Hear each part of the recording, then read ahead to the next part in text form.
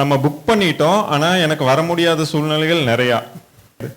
ஆனால் எனக்கு வள்ளல் பெருமான் இங்கே வர்ற காரணம் வந்து வள்ளல் பெருமான் எங்கோட்டு இருக்கார் சரிங்களா. ஆனால் நான் அவர் பற்றுதல் இல்லாமல் இருக்கேன் சரிங்களா. அது எனக்கு ஃபியூ இயர்ஸாக எனக்கு தெரியும்.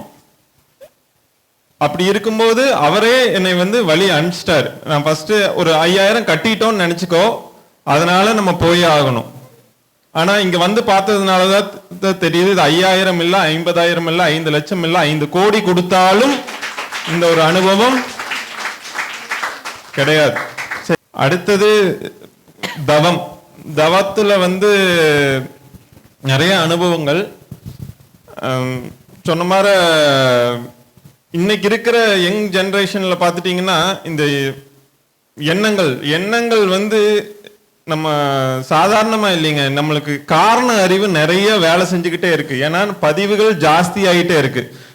மாயம், அம்மா சொன்ன மாதிரி மாய திரையினால எதிலிருந்தோ இன்புட் வந்துகிட்டே இருக்கு. எப்படி இருந்தோ வருது. என்னால் தடுக்கிறது முடியறதே இல்லை. அதை நான் எப்படி பேலன்ஸ் பண்றதுன்னு தெரியல. இது இங்க வராம இருந்தா பைத்தியக்கார ஹாஸ்பிட்டல் தான் போகணும்.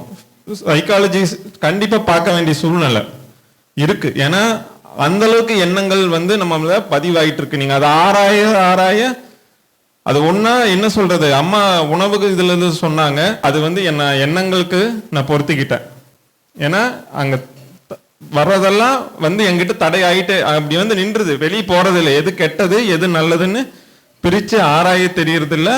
அது வந்து தடைப்பட்டு என்னை வழி மாற்றுகிறது, என்னை ஏத்தமும் இறக்குமாக செய்கிறது. அதுக்கு இங்க கிடைச்ச தவம் வந்து ஃபுல் ஸ்டாப் வச்சிருக்கு. அது நான் ரொம்ப நம்புறேன்.